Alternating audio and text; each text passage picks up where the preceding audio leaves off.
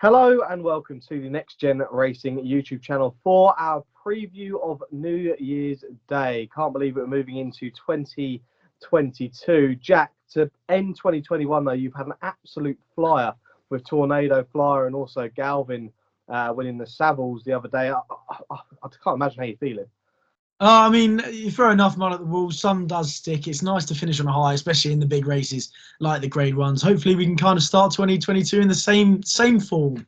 Yeah, let's hope so, because 2022 is going to be a big year for us. Our first full year of doing the channel as well, because we didn't actually start the Next Gen channel until sort of late January, the year just gone. So, yeah, let's move on to the racing. Before I quickly do so, I will just quickly mention that we are going to be writing for Racing Ahead from the new year. You can subscribe to the magazine, and there's plenty of articles and interviews with trainers in there. The link is down in the description. Do go check it out. But let's get on to the racing then, and we're going to cover Cheltenham and one race from Fairyhouse. We'll quickly discuss the big race at Tremor as well. But the 125 will kick off at Cheltenham is the Paddy Power Novices Chase. It's a Grade 2 over 2.5 miles, and Long Press is 7-4. Millers Bank 100-30. The Glancing Queen is 4-1. Come on Teddy 17-2. Fantastic Ass is 10-1 and 12-1. Bar those. Now, Jack, I've actually been going on about this horse for a couple of weeks now. To yourself, and that's Long Press. I'm quite excited by this horse actually. Won both chase starts by a combined 20 lengths.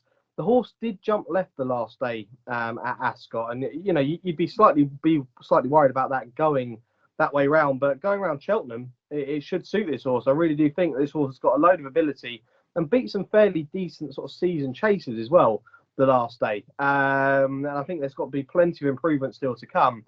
7-4 here, fairly short price. I probably would be taking that. I think it's a fair price actually. I'd actually back it 7-4. But I think for the Marsh Chase at Cheltenham, I know this isn't the anti-post video, but 16-1 at the moment looks fairly decent if you fancy this horse to win on New Year's Day, because you look at the rest of the betting behind Bob Ollinger, a lot of those aren't going to be going, and I can see this horse probably, if winning this, going second favourite for the Marsh at around sort of 8-7-8-1. We'll have to wait and see how good the performance is, but I think Long Press will go and win this, Jack. What about yourself? Yeah, I'm completely in agreement. I think he's probably one of the most exciting British novice chasers at the moment. I mean, obviously in Ireland you've got quite a few. They keep coming out of the woodwork. Calapan de Champ at the weekend, of course, absolutely flying home. So it's interesting to see what Britain actually has. But I think Venetia Williams does have a very good one here. I mean, you mentioned he jumps left-handed. I think that's only going to be a benefit going around Cheltenham. It shouldn't really do too much to going left-handed. I mean, the Venetia Williams stable, I mean, they're going at 37% strike rate. They're absolutely on fire at the moment. And I mean, if you're looking behind, you've got Millers Bank, who, of course, probably would have won that race, which Naslam won. But if it wasn't for Pic D'Orhy falling 4 out when he was 4 lengths clear, travelling well, I don't think he really would have been winning it. So it's an interesting price. I think he's about 10-3, 7-2 here, which I think is a point too short, because yes, he would have won that race, but it doesn't look like rock solid form. Of course, Naslam was destroyed by For Pleasure next time out. But for me, Long Press as well, beating the likes of Messier de Zobo, I think by 28 lengths cumulatively. Messier de Zobo beat Protectorat last year and Lieutenant Rocco, when Lieutenant Rocco was a rock solid favourite for the Ultima. I mean, it does look like rock solid form, and the way he quickened to the line, I think he uses class. And I think, as you say, 7-4 looks a more than fair enough price. I can't see him probably going off more than 5-4 on the day. Yeah, did it very easy that day at Ascot as well. So Jack and I both with Long Press in the novice chase at Cheltenham. Let's go on to the big handicap chase there now. It's 2 o'clock. It's the Paddy Power New Year's Day handicap chase, a Grade 3 handicap over 2.5 miles. Alnadam is your 5-1 favourite. Cool Cody is 6-1. Fernambule Sivola is 13-2. Zanza 8-1. The Enna Court and Admiral Barretier 10-1 and 14-1. Bar those, some difficult names to say in there. I haven't got the pronunciation right there, but yeah, Jack, it's quite an open-looking race here, one where we could potentially pull out a decent price winner. Who do you fancy? It's a tough race as always, isn't it? I think Cody's going to run another good race. I think probably, of course, I think £4 higher. I think the soft ground could be his undoing here, though. Of course, he's a little bit of a nutcase. I do love the way he jumps, though. He gives us all from the front. He's great to watch. He's an absolute warrior. So hopefully he'll be able to run a good race. But I'm with 2 here, actually. The first, Vienna Court at 10-1, who romped home last time out at Cheltenham. I was watching that mare's handicap chase, and surprisingly, it was her first win over fences. She's only had the 2 runs this year. She probably sharpened up after her first run when she finished 3rd. But I mean, it was over course and distance. She's up a whopping £12 But I think a mark of 135 still isn't disgraceful. I think she's still improving. And Nigel Twiston-Davies has won this race the last, well, not the last, I mean, three times in recent years. So hopefully she'll be able to give a good account at a double figure price, 10-1. And the other's going to be Simply the Bets, who, yes, I think he's off third top weight. He's carrying 11 stone 10, which is a lot to ask for. But I think he's got more to give since joining the Paul Nicholls yard. He's only had the 2 runs for Paul Nicholls. Harry Cobden gets the leg up for the first time, which is pretty interesting. He's now £4 lower than when 6th in the Paddy Power Gold Cup, and he was a relatively respectable run that day. But he's now dropping back to 2 mile 4 from 3 miles last time out when there was only 3 runners, I think. 3 finishers at Aintree. So I think 14-1 looks a more than fair price, and I'll be going to war with those 2. Yeah, a couple of double figure prices there for you, Jack. It's great to see that we've both given up on Zanza. Yeah. I've because I looked at Zanza and I thought he just doesn't want to win, but I do think Zanza's going to win a big one at some point in the next sort of couple of years. But I'm on at one at 14-1 here, and it's Puerto Rico for the Tom Gresson yard. Finished second behind 2 for Gold the last day. It's they finished as very tired horses that day. They were going an absolute paddle. The horse has gone up a couple of pounds. It's interesting to see this horse been dropped back in trip. I think if they go off a decent pace here, the horse likes to be held up. I think the horse is going to come with a really decent late flourish here, and a race potentially, if we do get sort of softer going, when this horse is going to be staying on towards the finish, it's only going to suit. And I think he's going to be the one that I'm going to be with Puerto Rico at 14-1. Let's go on to the highlight then at Cheltenham. It's the 310. It's the Real Kill Hurdle, Grade 2 over 2.5 miles. Remember, this race last season was moved to Kempton. Now back at Cheltenham. So Brewing Up a Storm is your 6-4 favourite here. McFabulous is 11-4. Indefatigable is 13-2. Stormy Island 15-2 for the Mullins yard. Guard Your Dreams is 9-1. A big price really for that horse. On the blind side, 11-1, and Don Levant is 22-1. Like I mentioned there, Jake, it's not actually my fancy, but looking at the prices, I think Guard Your Dreams looks a decent each way backable price here, and I know you like the horse. Yeah, I'm with him. I'm with him again. For my sins, I'm with him again.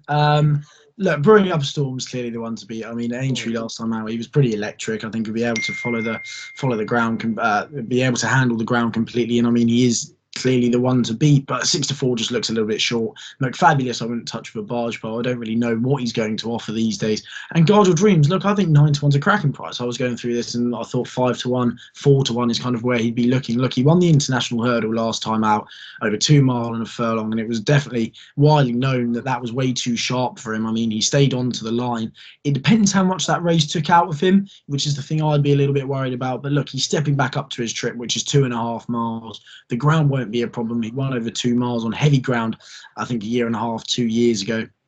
So I think he's got an absolutely massive chance here. I mean, McFabulous, we don't know what he's going to bring. Brewing Up a Storm, I think he could be the winner here, but I think Guard Your Dreams has got to be sneaking a place there back over his trip. Yeah, I definitely agree. And I thought from the last run that 2.5 miles is definitely going to suit this horse down to an absolute T.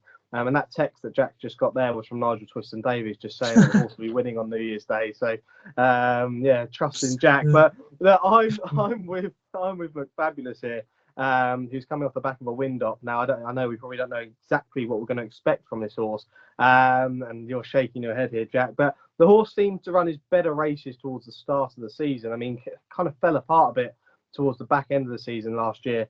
But the horse ran decent race. I mean, the opening run was behind Paisley Park and Time Hill, where those 2 horses were kind of a decent part of their form and a decent level of form there. So I think that potentially he's going to run a really big race off the back of a wind up. If that was what the issue was, then potentially he could still be a very smart horse. And you've got to remember, he won this race last year. That was at Kempton. Be interesting to see how he handles Cheltenham this time around. So we'll have to see. But yeah, I'm going to be with McFabulous and Jack with Guard Your Dreams. So I do actually agree with Jack. Is a fairly decent price in this race, around 9-1. Before we move on to the next race we're actually going to preview, we'll just quickly mention the 220 at Tremor, which is the Savills New Year's Day Chase. Not a field that we're going to be covering, but Jack, it's great to see Albion Photo back, who potentially still has a chance in a Gold Cup, because it does look very open at the moment. What's your opinion on Albion Photo? Yeah, I think the Gold Cup market looks to be in disarray at the moment. I mean, Galvin winning the Savills, it was a very game win. I love him. He's an absolute battler. He's an absolute warrior. He's just impossible not to love. I mean, he gives his all every time. David Russell had to switch him right when the gap wasn't quite there, when he had to come around the outside, and he got home like an absolute steam train. So I mean, it'd be good to see Galvin kind of up there in the market. But Album Photo, as you said, double figure price about Album Photo. There's something about Cheltenham which he loves. The only thing which worries me is Willie Mullins said he wanted to get him out earlier and hasn't been able to. So here he is on New Year's Day coming out again. It should be a nice, hopefully, parade for him again on the way to Cheltenham. But as you say, I think he is almost a little bit overlooked in the Gold Cup market at the minute. Yeah, potentially could in a very open-looking field at this stage. Let's go on to Fairyhouse, the 240 there. This is the last race we're going to preview, which is the Grade 3 Mares Chase. This is over an extended 2-mile 5 trip. We haven't actually got the prices here, but the entries look like this. Put the Kettle On is in there of Mount Ida, Scarlet and Dove, Courtmaid and LMA all in here. Really interesting looking field here. Mount Ida proven over this distance and proven over further as well. We know this horse is going to stay. LMA was very disappointing the last day. This is when Mullins' horses probably weren't running to form. But look, could take a massive step forward. And the form of that race has kind of been boosted with the winner Zambella coming out and winning the other day. And look, I'm excited to see Put the Kettle On steps up in trip. I suppose I've got to really, give a big mention to this, considering I've put this horse up for the Mares Chase. I'm hoping that, Henry de Bromhead's right. The horse now needs a trip. And I'm hoping that she runs a really big race in this. I think it's a really interesting field, Jack. I probably will be sitting back and watching it, but if you had to put a gun to my head, I actually think Mount Ida might get the better of Put the Kettle On here, but potentially things could turn around and Put the Kettle On runs a bigger race come March. What's your opinion? Yeah, I think all eyes would be on Put the Kettle On. I mean, especially now Rachel Blackmore's got the leg up. No Aidan Coleman, who's staying over here at Cheltenham. So, I mean, I'll probably be sitting back and watching Put the Kettle On. I think you do have to oppose her, though, because I don't think she's been screaming out for 2.5 miles personally. And I'm going to be with Ellie, mate. Despite a very disappointing effort last time out, I think it's fair to say when you're turned over at odds on, you can't say nothing except that. But I mean, last year she was turned over as an evens favourite over hurdles at Punchestown. I think Build Me Up Buttercup actually got the better of her that day. But I mean, she was an evens favourite that day, and then she bounced back to record what I still think is probably a career best when she was second to Allaho by 3 lengths. So I mean, hopefully the run at Aintree has sharpened her up, and I think considering in April, I mean, Mount Ida was in receipt of £6 from LMA, and she still managed to get the better of Mount Ida. I think hopefully she'll be able to bounce back to winning ways. I don't really know what price she's going to be. If you can get anything about 7 to 4, 2 to 1, perhaps even 5 to 2, I think that's a good price. Okay, yeah, LMA for Jack and Mount Ida for myself. Should have asked you before the preview, Jack. Have you got a nap this week? I do. The nap is going to be Long Press in the Novice Chase. I think he's just far too good for the rest. It's not a snazzy price whatsoever, but Long Press at 7 to 4 is going to be the nap, and the next best is going to be Guard Your Dreams Each Way. Worked last time. Hopefully the recipe, if it's not broken, don't fix it. Okay, yeah, and my nap will be Long Press as well. A good way to start off the new year. I'm a big fan of this horse. And my next best will be Puerto Rico Each Way in the New Year's Day Handicap Chase. I think it's got a massive chance at 14 to 1. So 2 each way shots is our next best, and a joint win bet with our nap with Long Press in the Novice Chase at Cheltenham on New Year's Day. And that is it for 2021. Jack, I just want to say thank you for the year. It's been a pleasure working with you over the last sort of 12 months or so, and I'm looking forward to next year. We're going to have plenty of new guests and new videos coming our viewers' way. I bet you're looking forward to it. Yeah, I can't wait. Thank you very much, Sam. I very much enjoyed being a part of the journey, and who knows where we can go, eh? It's onwards and upwards. Hopefully we can keep picking a few winners and you guys can keep enjoying watching.